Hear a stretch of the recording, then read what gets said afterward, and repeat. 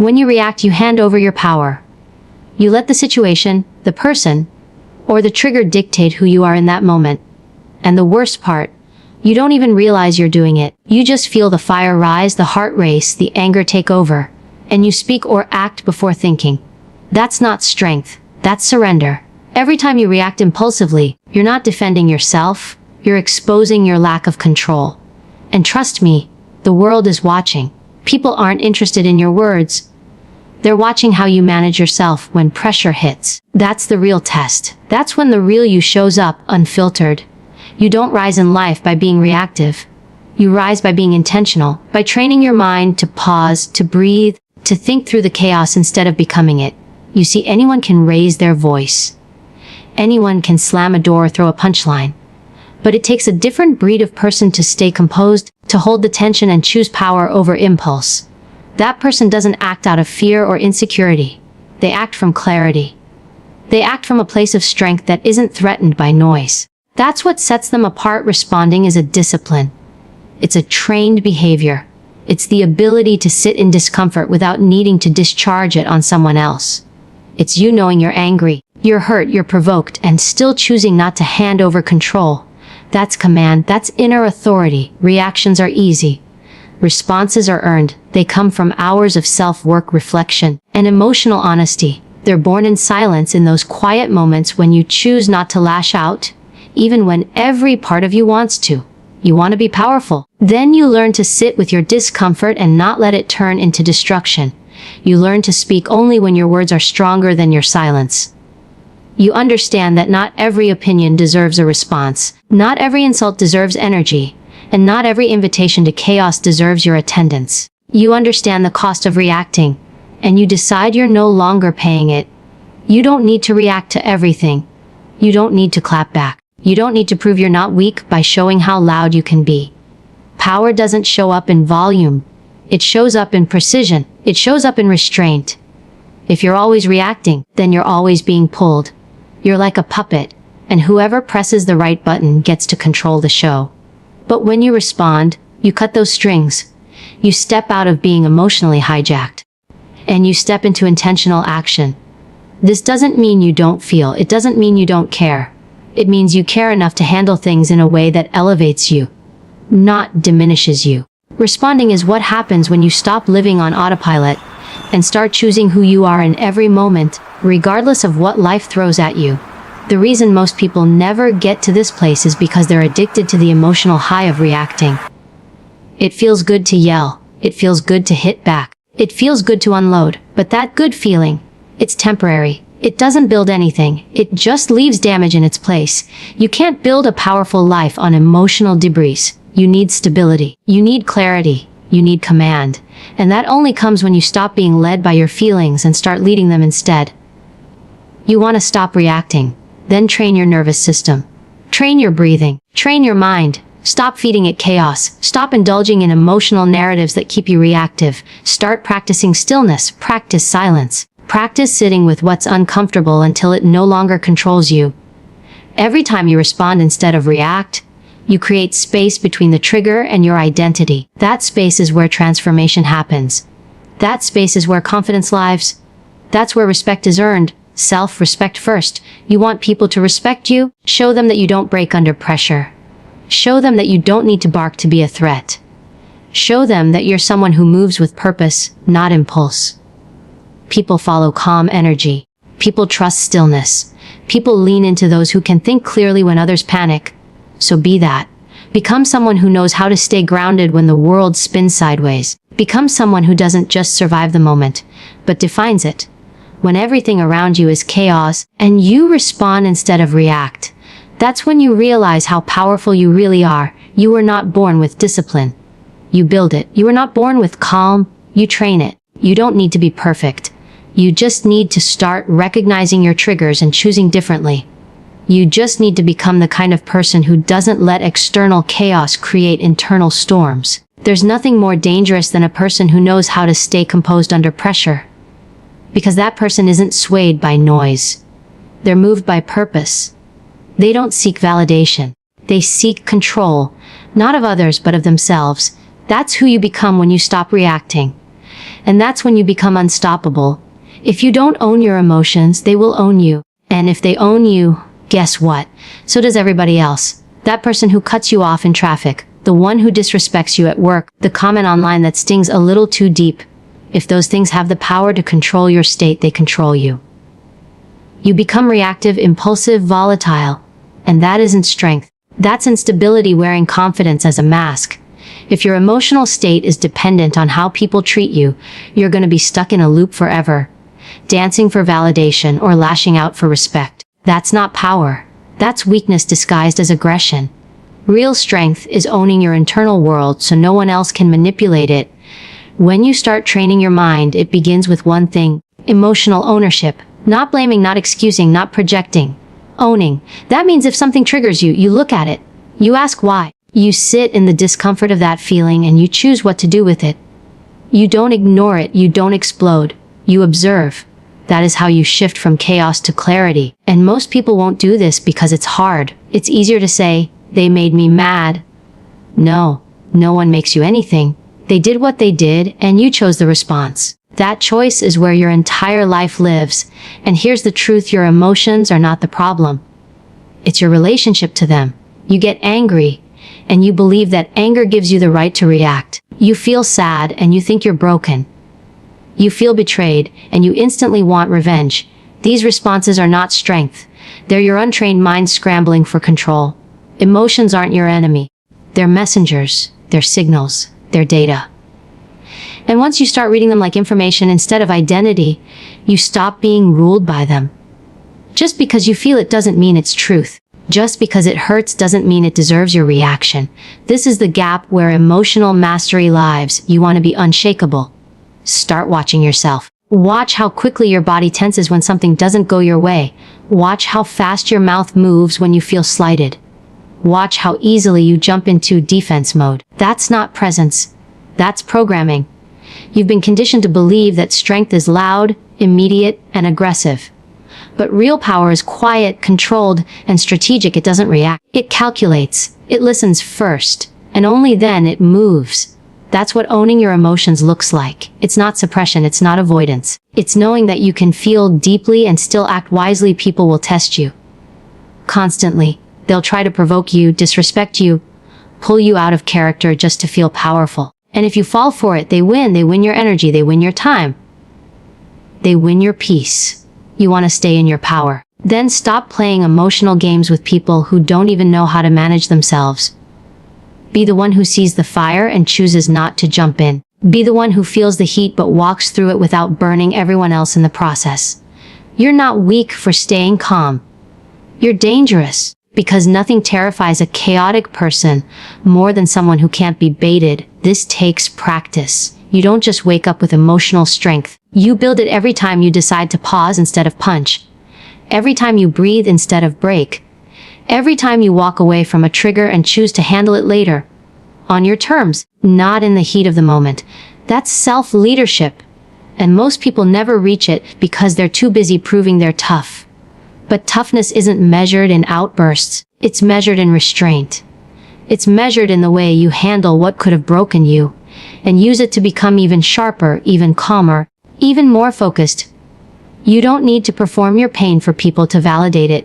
You don't need to act out your anger to be heard. You don't need to cry in public to prove you're struggling. Emotional ownership means you know what you're feeling and you don't need an audience to process it. You handle it. You journal it. You speak it into a mirror before you speak it into the world. You give yourself space to regulate.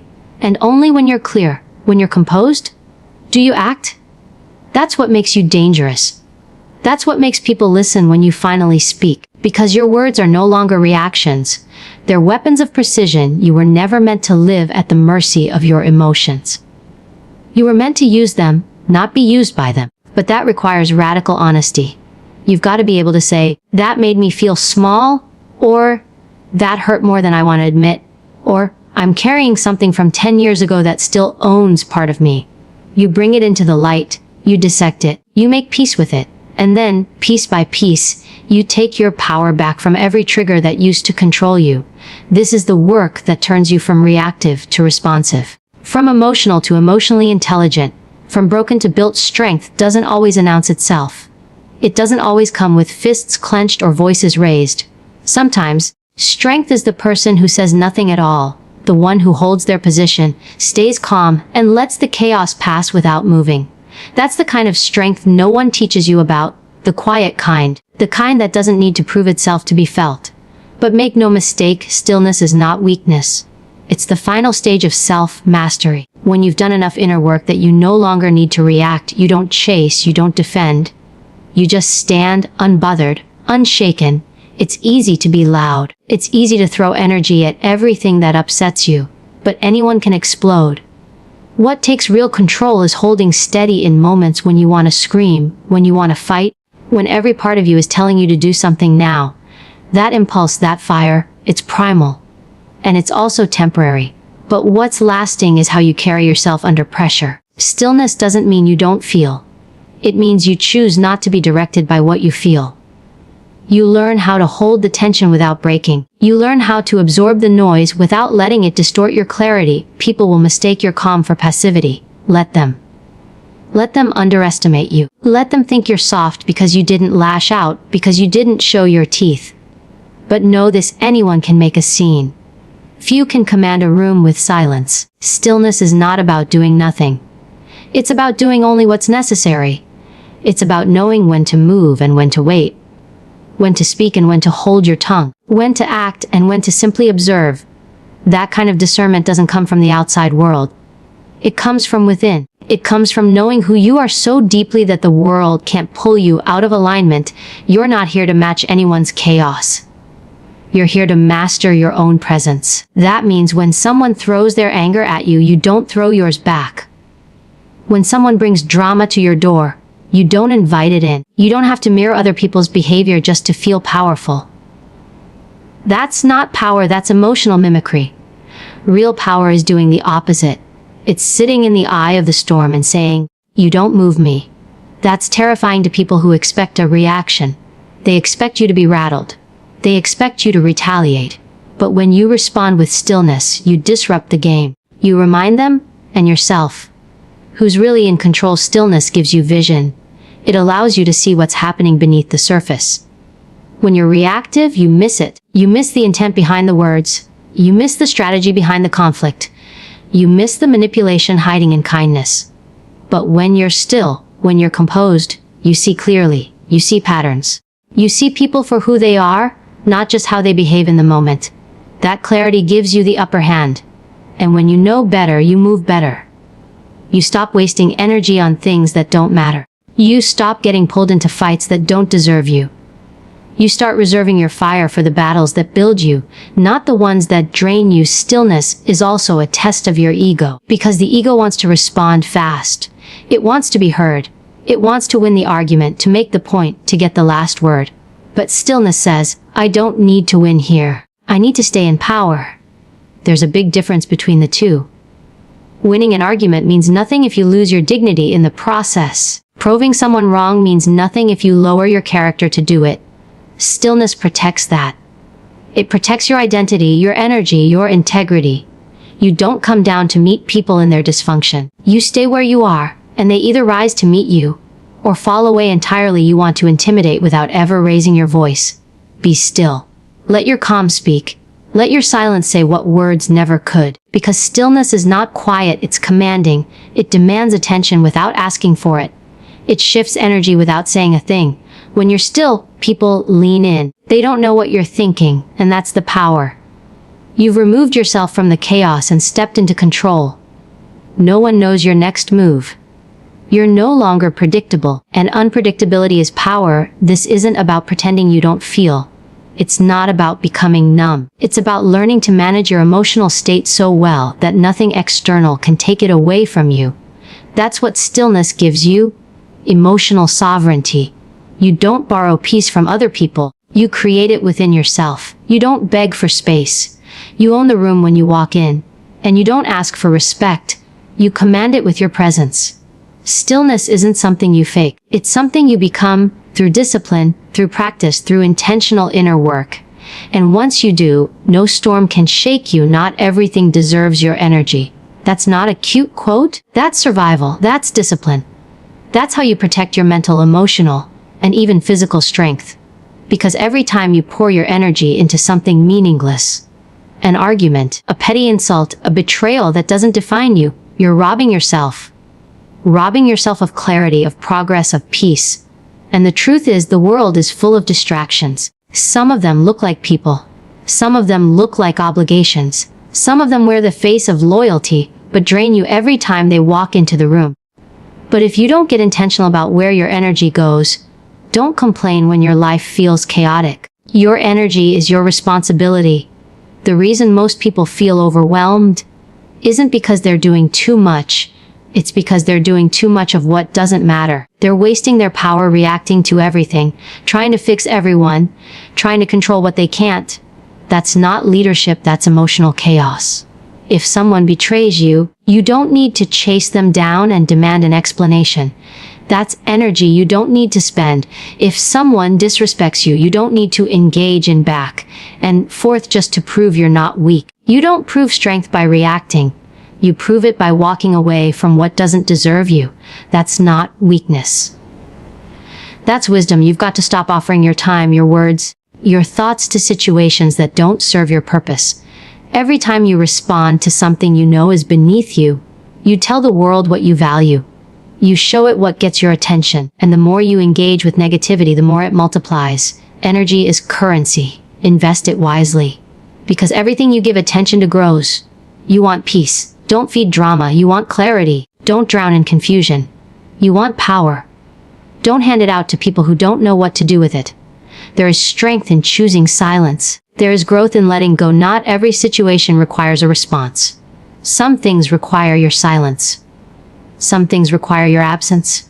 You're not obligated to attend every conflict you're invited to. You're not required to explain yourself to people who are committed to misunderstanding you. And you're not responsible for healing people who refuse to take accountability for their own actions. Let them go. Let the conversation die. Let the tension dissolve. Let them think they won. Because the real win is when you refuse to lower yourself just to be heard by someone who isn't even listening. There's a version of you that's no longer triggered by the same things. That doesn't lose sleep over what they said, what they think, what they did. That version of you isn't passive. They're focused. They're selective. They're unavailable to anything that isn't rooted in growth. And to get there, you've got to start treating your peace like it's sacred. You don't throw it around. You don't compromise it for validation. You don't sacrifice it just to feel included. You protect it with the same intensity you protect your future. Because without peace, you can't build. Without peace, you can't focus. And without peace, you will never feel full. You've got to develop the inner knowing that says, I don't need to respond to everything that disrupts me. That's discipline. It's trusting yourself enough to know that not every battle is yours to fight. It's maturity. It's the elevation that comes when you realize your purpose is far greater than any distraction that comes your way. And the moment you stop letting every little thing take you out of character, that's when you start winning. That's when people start to notice your power. Not because you're loud, not because you're confrontational, but because you're unmoved. And here's the uncomfortable truth. Some of the things draining you right now are things you keep choosing. You keep engaging in the same fights. You keep justifying yourself to the same people. You keep walking into environments that leave you feeling empty. That's not on them anymore. That's on you. That's on your boundaries. That's on your inability to say, this no longer deserves me. Growth will require you to be brutally honest about who and what no longer fits. And when you reach that point, you'll stop trying to fix it. You'll stop explaining yourself. You'll stop compromising. You'll simply say, no more, and move on with grace. Let people think you've changed. Let them say you're cold. Let them call you distant. That's fine. That's what it feels like when you start valuing your energy. That's what it looks like when you stop performing emotional labor for people who would never do the same for you. It's not about being heartless. It's about being wise. It's about being deliberate. You weren't created to absorb everyone's chaos. You weren't built to fight every fire. You were built for clarity, for vision, for legacy, and that only happens when you start being unavailable to anything that doesn't align with your future. Awareness is everything. It's your edge. It's the one thing that gives you control when everything around you is trying to pull you off course. You can't respond with power if you don't understand what's really happening. You can't take charge of a moment you're blind to. That's where awareness steps in. It allows you to separate what's actually going on from what your emotions are trying to convince you is happening. Because emotions distort reality. They magnify it. They exaggerate it. And if you're not aware, you'll make permanent decisions based on temporary feelings. You'll turn minor slights into major battles. You'll respond to shadows as if they're threats. Awareness starts with you. Not the world. Not the other person, you. What triggers you? What patterns keep showing up in your relationships? What stories you keep telling yourself when things get hard? If you're not watching your own patterns, you're just reacting from your past. You're repeating cycles. You're letting old pain write the script. But when you train your mind to be aware, to observe, to pause, suddenly, the moment slows down. You stop getting swept away by the wave, and you start watching it. That's when you regain your control. That's when the emotional fog lifts and clarity takes over. Most people aren't aware. They're just loud. They think speaking first means winning. They think reacting fast means strength. But they're not aware of their tone. They're not aware of their body language. They're not even aware of how much they're projecting. That's why they keep repeating the same mistakes. That's why they stay stuck. You can't fix what you refuse to observe. You can't shift what you don't acknowledge. That's why self-awareness is not a luxury. It's survival. It's the difference between chaos and composure. Between being emotionally hijacked and emotionally armed. You've got to ask yourself, why did I respond that way? Not once, every time. After every conversation that left you drained. After every conflict that left you spiraling. After every silence that felt like punishment. Why did it hit you so hard? Why did you take it so personally? That's where the breakthrough is, not in reacting, in understanding. Because awareness lets you read the room and read yourself. And when you know how to read, you know how to lead. You're not just another person caught in the drama. You're the one with presence, with direction, with control. Awareness also means understanding people's intent, not just their words. Some people speak to provoke, some people act to manipulate, and if you're reactive, they win. They pull you into the game. They get under your skin. And now you're off balance. But when you're aware, you see it coming. You hear what's being said underneath their words. You recognize the pattern and choose not to play. That's not detachment. That's intelligence. It's strategy. It's realizing that not everything deserves your participation. Some people want a reaction just to validate their chaos. Your awareness takes that option away from them. You give them silence. You give them no entry. This level of awareness doesn't happen overnight. It takes work, practice, reflection. You've got to slow down long enough to listen to yourself, to notice the shift in your body when something feels off, to recognize the tension in your jaw, the way your chest tightens when you feel disrespected, the thoughts that come flooding in when you're triggered. Most people don't sit with those things. They just react. They speak before they think. They text back before they breathe. And they call it real. But what's real isn't always what's right. What's raw isn't always what's wise. Awareness is what draws the line between instinct and intelligence. You don't have to respond to every feeling.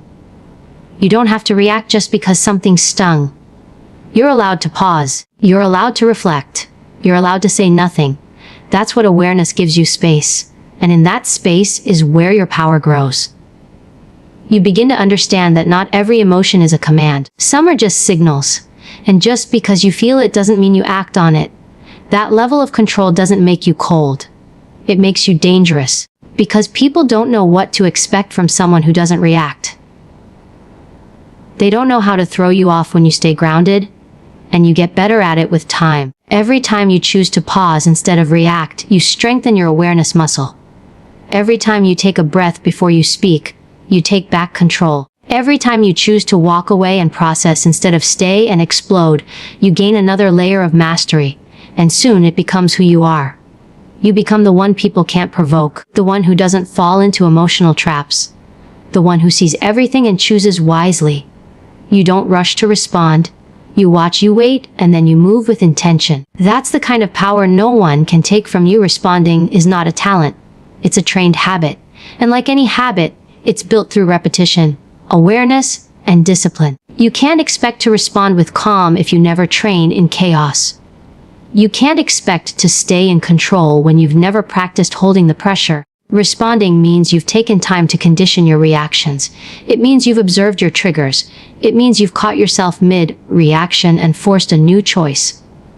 Over and over again. That's how it starts. You notice, you correct, you repeat, and eventually it becomes who you are. People think calm under pressure is a personality trait. It's not. It's the outcome of work. Emotional work. Mental work. You've got to train it like an athlete trains reflexes. Every situation you walk into is another rep, another chance to observe, another test to see if you lead your emotions, or if they lead you. That moment when someone disrespects you and your jaw tightens, your heart races, your voice wants to rise, that moment is the gym. That's your training ground. And instead of reacting, you pull it back. You breathe, you think, you choose. That's the rep that matters. That's where growth lives. You've got to get obsessed with your patterns. You've got to study them like a map. Where do you lose control? Who gets under your skin? What kind of words break your composure? What tone triggers you? Once you know that you've got a blueprint, that's what gives you leverage. Most people walk through life being triggered over and over again by the same things and calling it fate. But fate doesn't repeat itself. You do. And if you don't catch it, you'll keep reacting the same way to the same situations with the same consequences. Training yourself to respond is breaking that cycle on purpose. You train in your silence.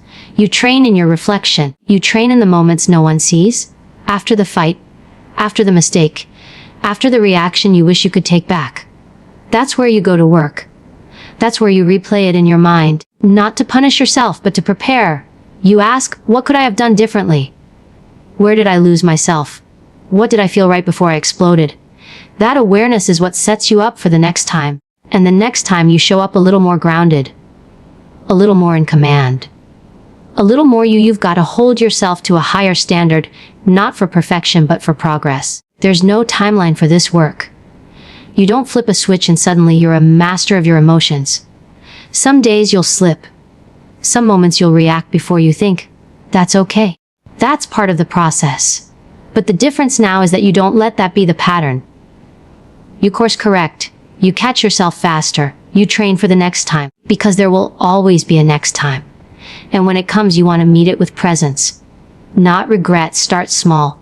You don't need a massive breakdown to practice this. Practice when someone interrupts you. Practice when plans change. Practice when you're disappointed, disrespected, dismissed. These are the micro moments that build the habit. That split second where you want to react, but you decide to hold. You feel it. You breathe through it. You release it without performing it. And what you're doing in that second is choosing the future version of you. The one who's calm. The one who responds. The one who leads herself through pressure. And yes, it's going to feel uncomfortable. At first, it will feel like you're suppressing. Like you're holding back too much. But you're not. You're training. You're rewiring. You're teaching your system that every impulse doesn't need to be acted on. That every strong emotion isn't a command. That space between trigger and action. That's the ground you're reclaiming. And the more you practice it, the more it becomes muscle memory. It stops being a fight and it starts being automatic. You don't think about it. You just respond with precision, with clarity, with power, and you don't train alone. You train through accountability. You tell yourself the truth. You track your triggers. You hold yourself responsible when you slip. You don't blame it on someone else. You don't say, they made me react. No one makes you do anything. That's the difference between those who grow and those who stay stuck. Growth owns it. Growth rewrites it. Growth shows up every day ready to do the work, especially when it's uncomfortable. Especially when it would be easier to just react and blame everyone else. If you want to be respected, if you want to be trusted, if you want to be the one people look to when everything's falling apart, then you build this habit daily. You train in silence. You train in conflict. You train in disappointment. You become the kind of person who knows herself so well, she can't be moved by chaos. Not because chaos doesn't come, but because you've prepared for it. You've built your strength in the fire. You've done the reps when no one was watching. And now, when it counts, you're ready.